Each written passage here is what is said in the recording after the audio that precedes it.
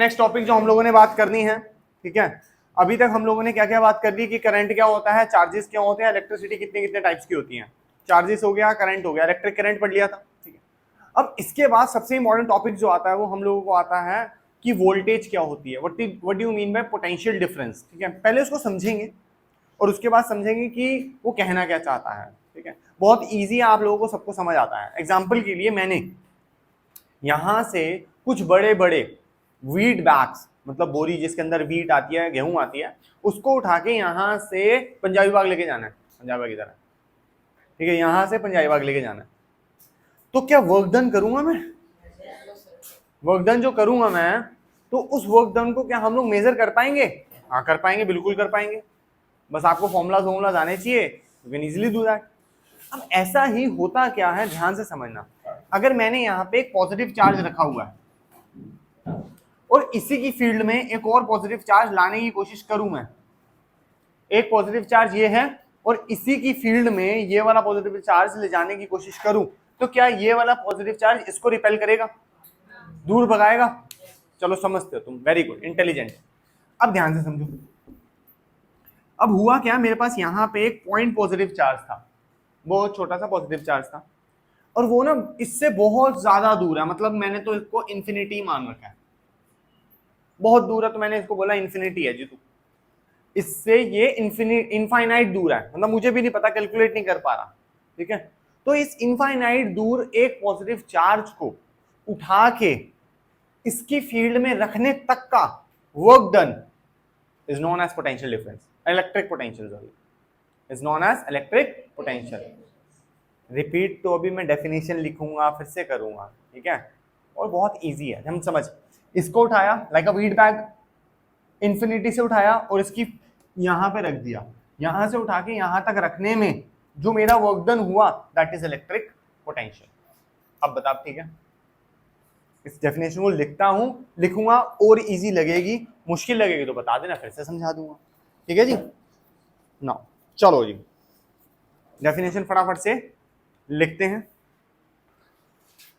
जैसे कि आप लोगों को मैंने लास्ट क्लास में करंट पढ़ाया था, वैसे ही ये भी एक टॉपिक है, इसके डेफिनेशन समझेंगे, इसकी एसआई यूनिट्स, इसके फॉर्मूलाज, और ये समझ लो जितना इलेक्ट्रिसिटी इंपॉर्टेंट है उससे ज्यादा ये इंपॉर्टेंट है, जितना इलेक्ट्रिक करंट इंपॉर्टेंट था उससे ज्यादा पोटेंशियल, इलेक्ट्रिक पोटेंशियल। एक बार और समझना, मैं दो बार और समझाता हूँ, आजा। पोटेंशियल डिफरेंस, इलेक्ट्रिक पोटेंशियल ना, सबसे पहले पहले इलेक्ट्रिक पोटेंशियल समझो। लो जी, देखो पहले डेफिनेशन लिखते हैं, द इलेक्ट्रिक पोटेंशियल, ईपी लिख दूं, the electric potential at a point in an electric field is defined as, कई बच्चे डिफाइननेस की डिफाइन लिखने के बाद से शुरू करते हैं कि सर हमने तो ये लर्न किया, ये पहले वाली बात भी पूरी चाहिए आपको, क्योंकि यहाँ पे दो अलग अलग बातें लिखी है, eight a point electric field, ये दो बातें हैं, ये भी इंपॉर्टेंट है, समझा देता हूं अभी। एज, अब देखो ये जो समझाया था, वर्क डन इन मूविंग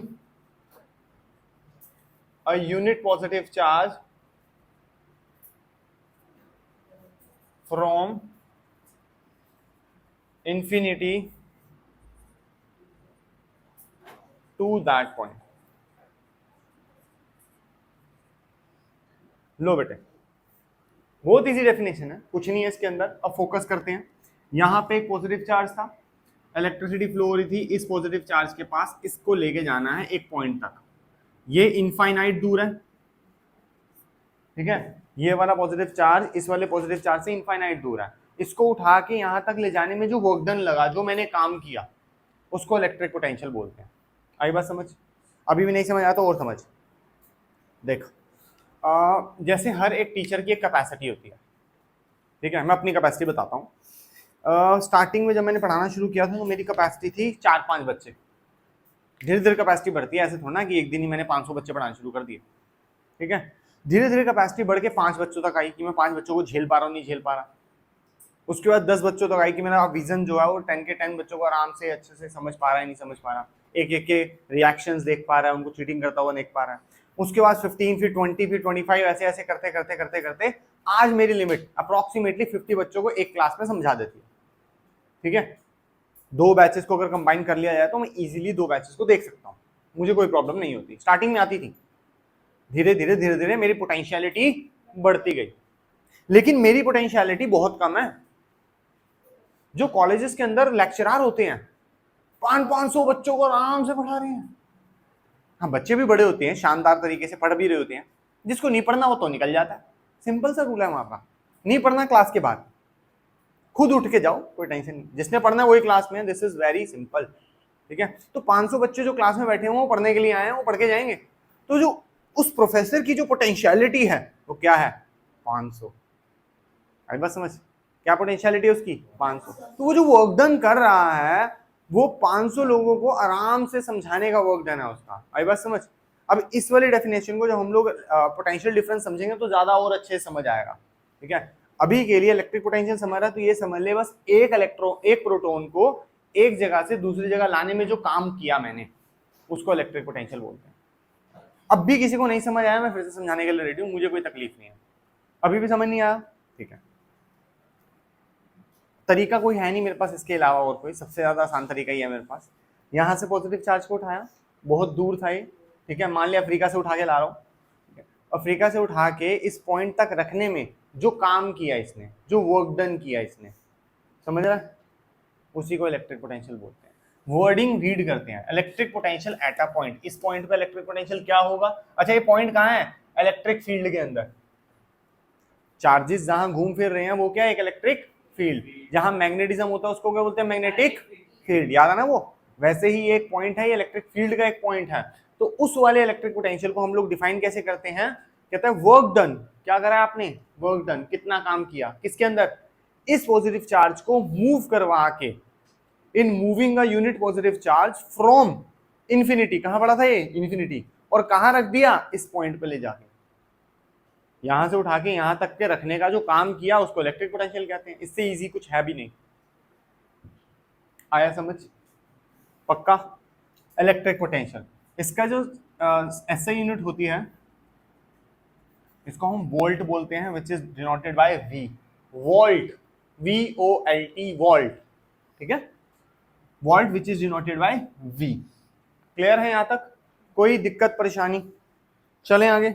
इसको मेजर करने के लिए, ठीक है, जब हम लोग इसको इलेक्ट्रिसिटी में पास ऑन करवाते हैं तो समझ बात को, ये एक सर्किट है,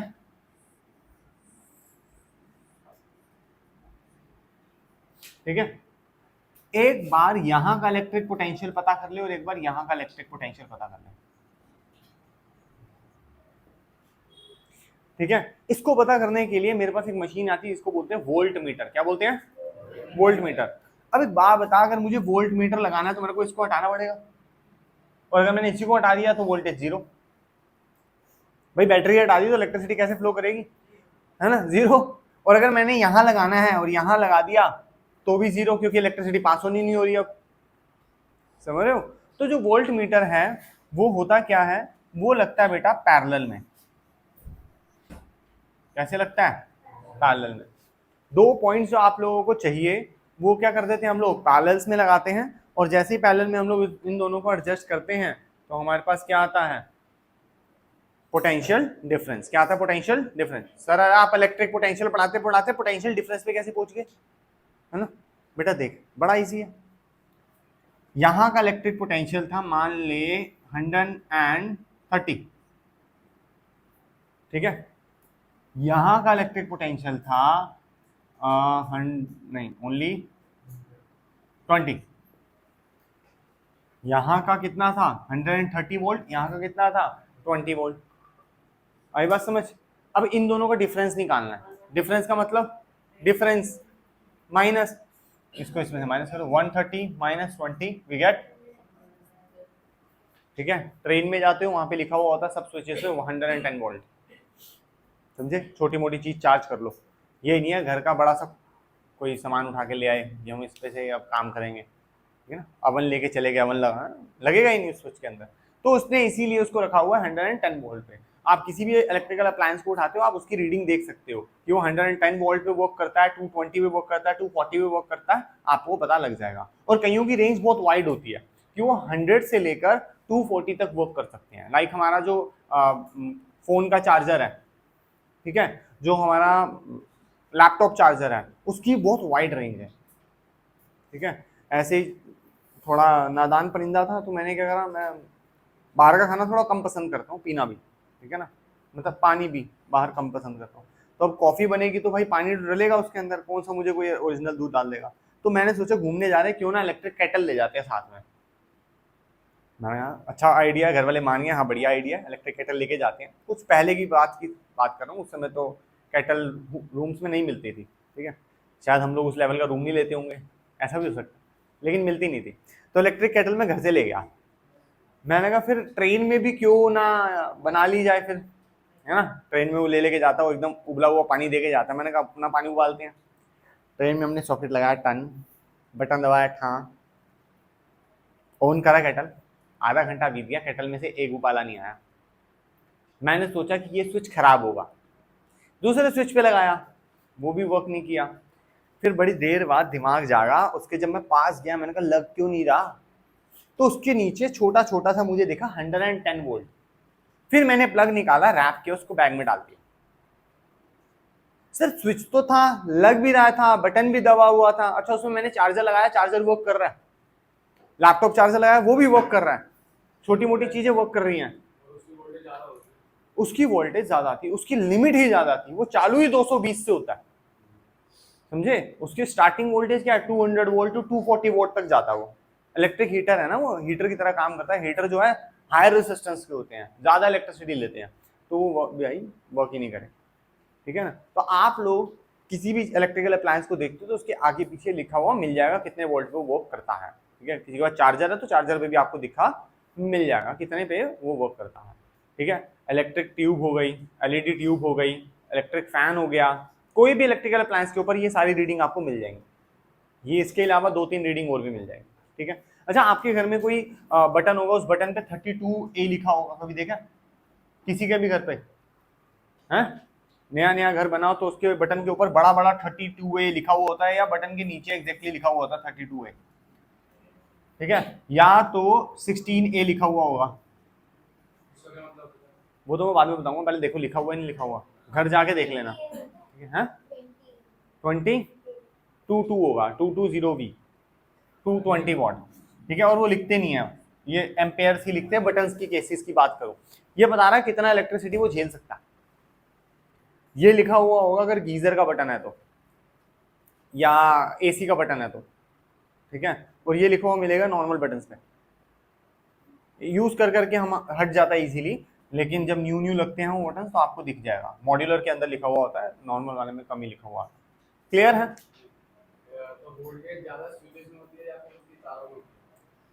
देख उन वायर से ही तो आ रही है, डिपेंड करता है तुमने वायर कैसे यूज किया। बहुत बड़ी बात करी है, छोटी सी बात नहीं है, ठीक है। और ये अनडिफाइंड बात है कि हमने उसके अंदर से कितना यूज करना है हम उतना निकालते हैं, ठीक है ना।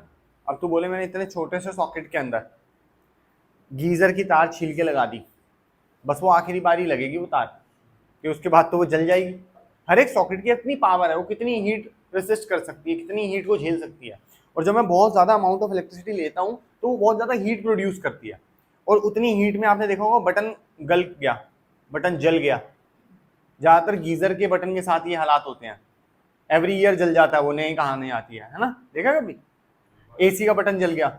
नहीं, अमीर लोगों तुम्हारे बटन नहीं जलते, हमने तो हर साल 1-2 बटन जलाए हैं, पूरा पूरा सॉकेट जलाया है। वो चालू करके छोड़ देते थे ना, तो हो जाता है। थर्मोस्टेट खराब होना जब गीजर का, तो वो खराब कर देता है। तो ठीक है, उन सब बातों को आगे आगे पढ़ेंगे इस चैप्टर के अंदर। ये समझ आया इलेक्ट्रिक डिफरेंस, पोटेंशियल डिफरेंस कैसे निकलता है वो भी समझ आया, ठीक है। उसकी भी डेफिनेशन लिख लेते हैं, उसका फॉर्मूला भी लिख लेते हैं, आगे और समझ आ जाएगा। डेफिनेशन बहुत ज्यादा इससे सिमिलर है, कहता है potential difference between 2 points, potential difference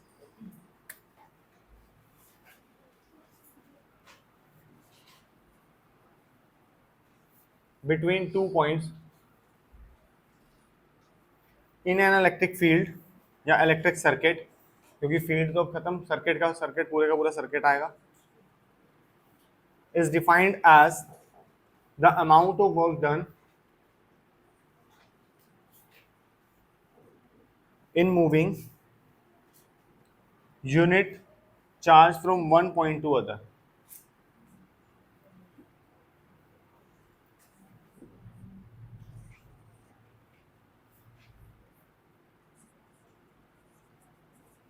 समझो, पहले वो इन्फिनिटी से उठा के ला रहा था, अब इन्फिनिटी तो है नहीं, हमें पता है साथ वाले पॉइंट पे बैठा हुआ वो, ठीक है।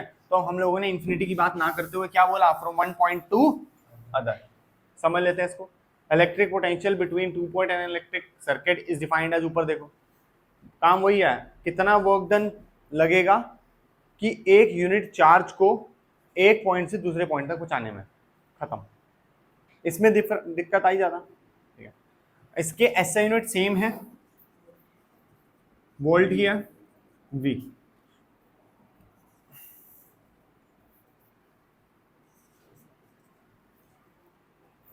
क्या लिख दिया, आई की वो लिख दिया।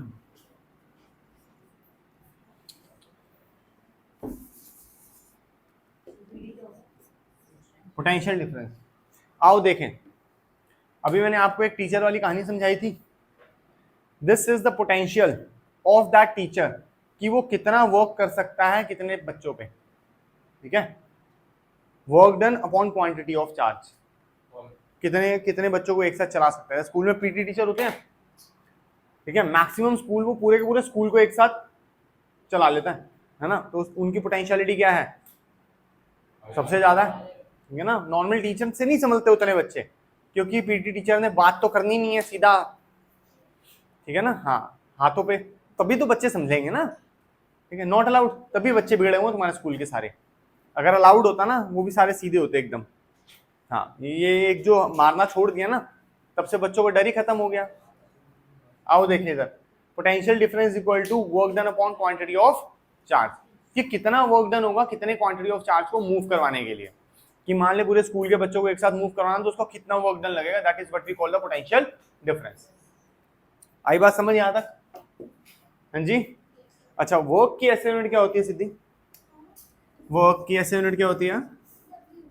क्या बात है, मेरे बच्चे, मैंने सिंबल नहीं पूछा, एसआई यूनिट वोल्ट। तो बचपन में जो जूल पड़ी थी वो झूठ थी। अच्छा चल, लास्ट क्लास की बता दे, क्वांटिटी ऑफ चार्ज की एसआई यूनिट क्या होती है? Quantity of charge,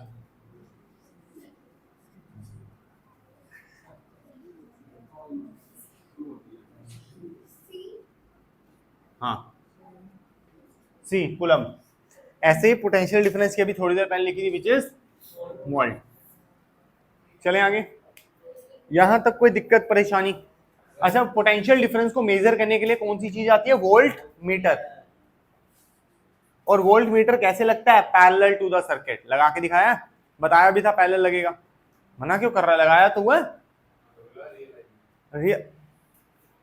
real life में वो ऊपर देख, एसी के ऊपर लगा वो जो दे रहा है 237, वो वोल्ट मीटर है, वो इंडिकेशन कर रहा है कि बता रहा है कि इतना पोटेंशियल डिफरेंस मैं यूज कर रहा हूं। अभी हम लोग अगली बात कर रहे हैं, कहता है how the current flow in wire,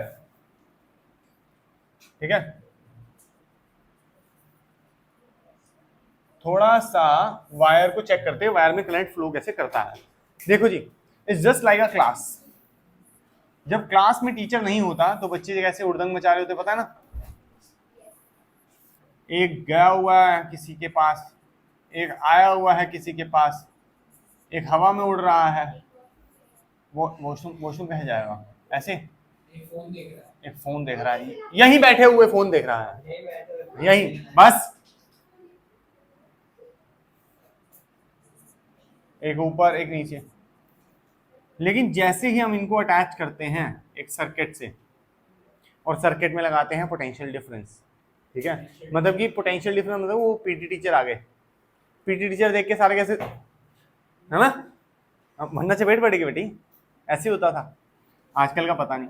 तो जैसे ही मैंने इनका बटन ऑन किया, ये स्विच ऑन होते ही इन सबके नक्षत्र बदल गए, ठीक है, इन सबके प्लैनेट्स एकदम अलाइन हो गए, सारे के सारे एक ही डायरेक्शन में जाना शुरू हो गए। टीचर ने बोला बुक निकालो, कहते हैं हाँ ठीक है। अच्छा ऐसे नहीं होता। अच्छा देखो, अब अगर हम लोग बात करें तो जो इलेक्ट्रिसिटी है, ठीक है, वो फ्लो करती है from positive terminal to the negative terminal of battery. This is what we call the battery. ठीक है, ये बड़ा टर्मिनल है एक सेल का, ये छोटा टर्मिनल है सेल का, और जैसे ही दो सेल मिलते हैं minimum it will become a battery now. ठीक है, सिंगल रहता है सेल, जैसे ही दो सेल मिलते हैं इट विल बिकम बैटरी। या बैटरी का ये पॉजिटिव टर्मिनल है, this one is negative terminal. तो इलेक्ट्रिसिटी जो फ्लो करती है वो पॉजिटिव से जाती है और नेगेटिव पे वापस आती है। ठीक है, this is what we call the conventional direction of electric current. This is the conventional direction of electric current. ठीक है, सोचा तो गया था कि ऐसे ही होगा, तुम ऐसे ही समझो, तुम्हें क्या लेना देना। आगे समझ आई बात। अब एक बात समझ कि पॉजिटिव टर्मिनल से कोई चीज निकल रही है तो वो चीज क्या होगी? पॉजिटिव। ठीक है, नेगेटिव में वो चीज आ रही है तो वो क्या होगी? ऑब्वियसली। लेकिन अगर और ध्यान से पढ़ा जाए तो प्रोटोन मूव करते ही नहीं, है ना। तो साइंटिस्ट ने गलती से ये बात कर दी थी, और अपनी बात वो गलती मानते कहाँ हैं? हम जैसे सारे थोड़ा होते हैं कि अपनी अपनी गलती मान ली फटाफट। यानी जी सर आप लेट आए हो, फटाफट मैसेज डाल दिया हाँ भाई लेट था। कई लोग नहीं मानते और आज तक नहीं मानी उन्होंने अपनी गलती, और जबकि पता है, सबको पता है कि भैया प्रोटोन फ्लो कर रहे हैं यहाँ पे, और प्रोटोन तो फ्लो करते नहीं है। तो उन्होंने बोला नई बात बता रहा हूँ सुनना। हमने बोला बताओ। कह रहे जी देखो जी होता ऐसे है कि ये नेगेटिव टर्मिनल। मैंने कहा हाँ है। कह रहे नेगेटिव टर्मिनल अपने अंदर से क्या निकालेगा? मैंने कहा नेगेटिविटी। कह रहे हैं नेगेटिविटी है कौन? मैंने कहा इलेक्ट्रॉन। तो ये समझो कहता है कि electrons flow from negative terminal to the positive terminal. मैंने कहा आप कंफ्यूज कर रहे हो, लिख के बताओ। ठीक है, देखो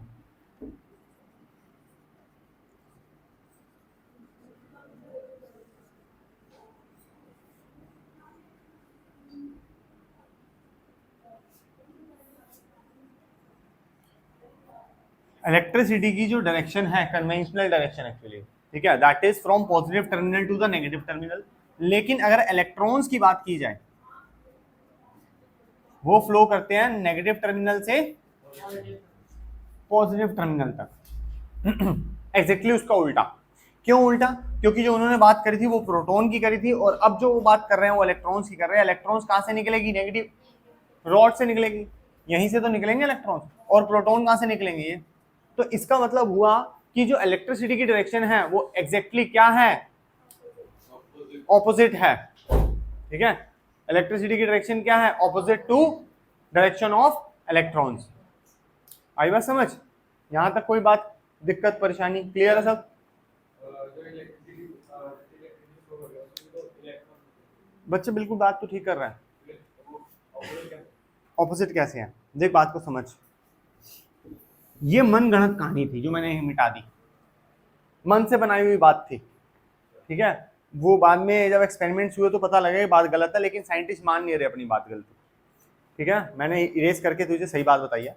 एक्चुअली इलेक्ट्रॉन्स फ्लो करते हैं जिसकी वजह से इलेक्ट्रिसिटी फ्लो होती है। आई बात समझ? बस यही बात है कि इलेक्ट्रॉन्स जो है इस डायरेक्शन में फ्लो करते हैं। तो इसका मतलब इलेक्ट्रॉन्स कैसे जाएंगे?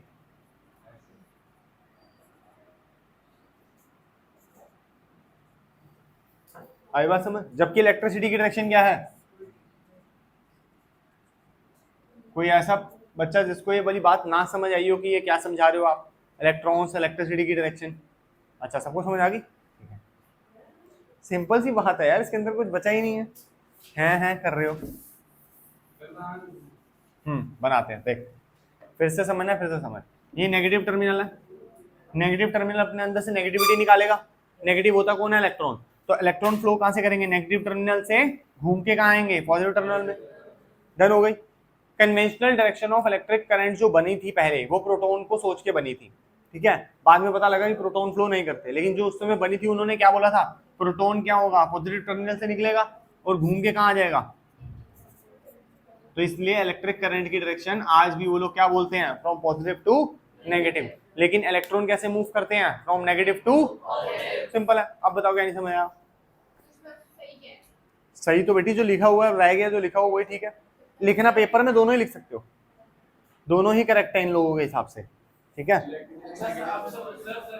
हाँ इलेक्ट्रिसिटी जो होती है वो पॉजिटिव से नेगेटिव जाती है, बट इलेक्ट्रॉन नेगेटिव से पॉजिटिव जाते हैं। हाँ जी, ठीक है। एक्चुअली फ्लो इलेक्ट्रॉन्स ही हो रहे हैं, वो तो गलती उनसे हो गई, वो मान नहीं रहे ना, इसलिए तुम लोग कंफ्यूज हो। और सबसे बड़ी गलती मेरे से होगी, मैंने तुम्हें बता दी कि उनसे गलती हो रखी है, ठीक है। गलती मेरी है, तुम्हें ऐसे ही पढ़ाता, रट्टा मरवाता और आगे चला जाता, बोल देता ये ऐसे ही लिखा है, क्या कर लेते तुम, ठीक है ना। खुद कभी बुक पढ़ते तो हो नहीं, बुक पढ़ते तो पता लगता कि बुक में लिखा हुआ है, तुम कौन सा पढ़ लेते, ठीक है। यहाँ पे डायग्राम्स बने हुए हैं, किसी बुक से चोरी करके बना दिया मैंने, यहाँ पे सिंपल है, समझ आ रहे हैं। ये रे दो अनमोल रतन है बेटा, बनाने हैं, बना रखे बुक में। अब आगे समझते हैं, ढंग से सुनना बात को, ये बड़ा एक कॉमन सा क्वेश्चन है, एग्जाम में आया हुआ, इसलिए मैंने नोट्स में दे दिया। कह रहा how to get a continuous flow of electric current. आपको इलेक्ट्रिक करंट का कॉन्टिन्यूस फ्लो चाहिए। मैंने एक बल्ब लगाया, मैं चाहता हूँ ये बल्ब जलता रहे, तो मैं क्या क्या कर सकता हूँ उसके लिए? स्विच ऑन कर सकते हैं, तार लगा स्विच ऑन कर दिया, बल्ब नहीं जला। बैटरी लगाना तो भूल ही गया, बिना बैटरी के बल्ब जलता है यार।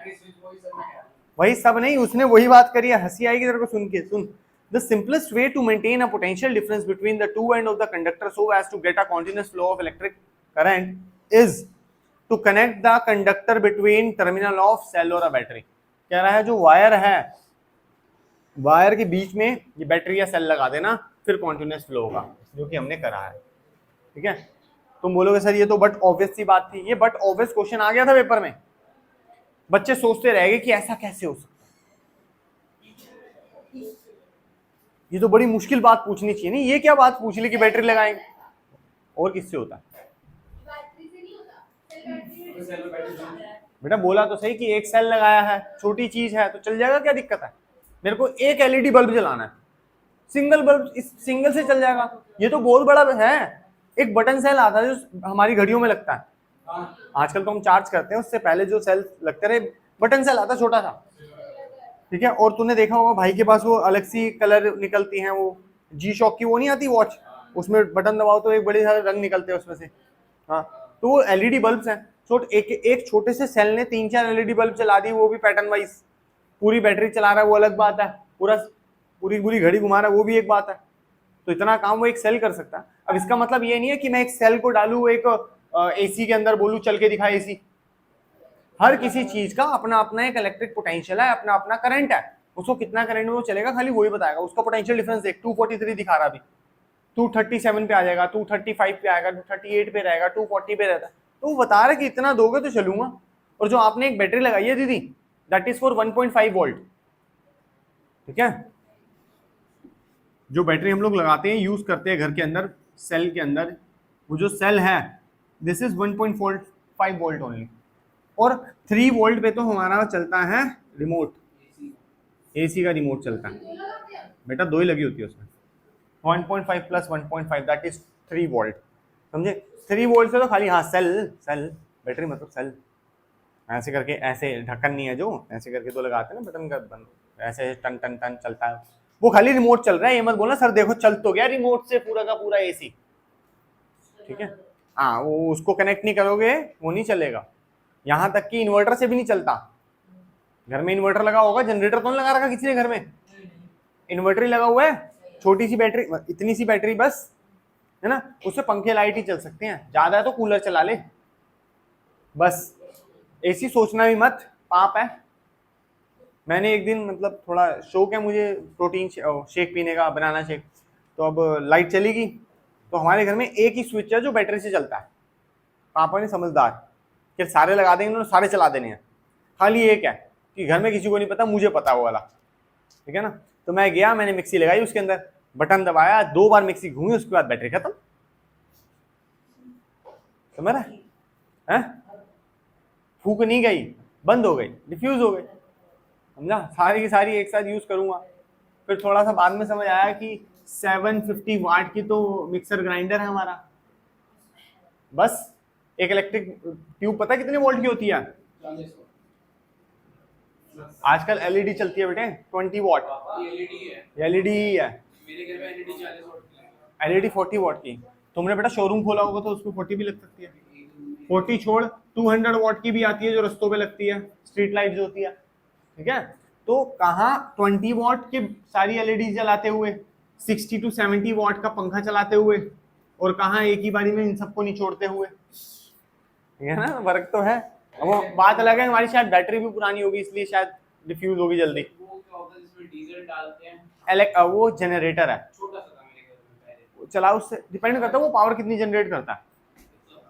ये इतना सा आता है, होंडा का आता है इतना सा, नहीं पहले था इतना, और बता रहा हूँ, इतना सा आता है आजकल, तो इतना सा आता है, उससे एसी नहीं चलता, घर चल जाता है।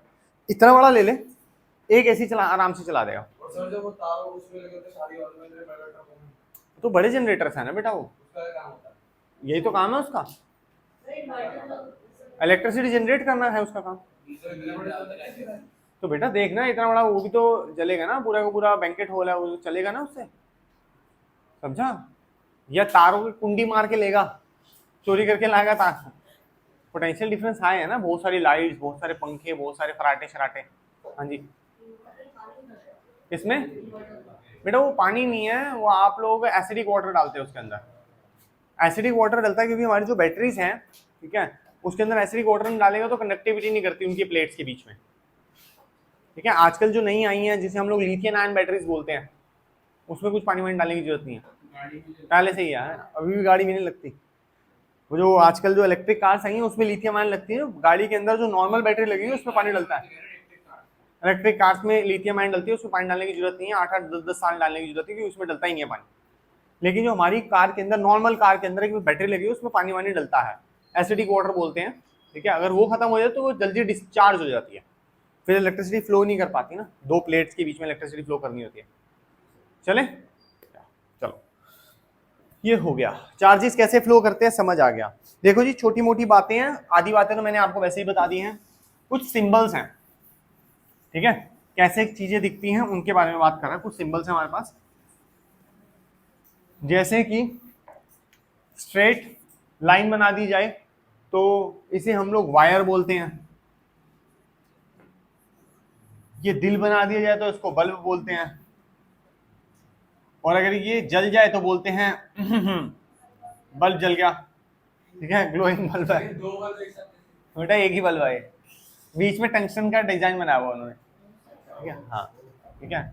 ये एक सेल होता है, ये बैटरिया होती है, ठीक है, दिस इज बैटरी। और क्या है, हाँ एमीटर समझा दिया था आपको, ए लगा दिया तो एमीटर बन गया, बी लगा दिया तो वोल्ट मीटर बन गया। इनका भी एक भाई आता है जी, गैल्वेनोमीटर, बताता हूं मतलब, देख ये बताता है कि कितना करंट है,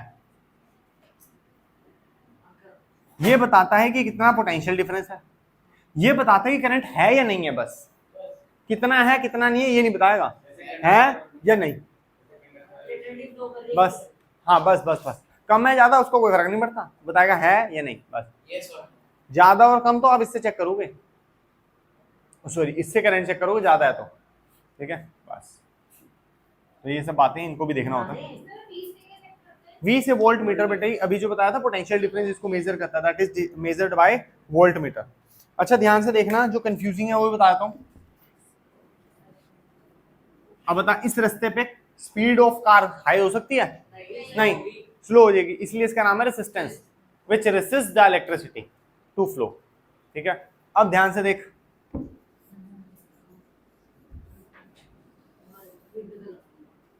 this is variable resistance, this is variable resistance, मतलब कि अगर इस नोब को उठा के मैं यहां कर दूं तो रेसिस्टेंस कम हो जाएगा, और इसको नोब को मैं इधर कर दूं तो रेसिस्टेंस कम हो जाएगा, ज्यादा और कम हो सकता है इससे रेसिस्टेंस, ठीक है। और आपके घर में लगा हुआ जो पंखे को घुमाते हो ना, उसका कान मरोड़ते जोर से, तेज हो जा, कम चल, तेज कर कम, वो यही है, वेरिएबल रेसिस्टेंस है वो, ठीक है। आप उससे तेज और कम कर सकते हो।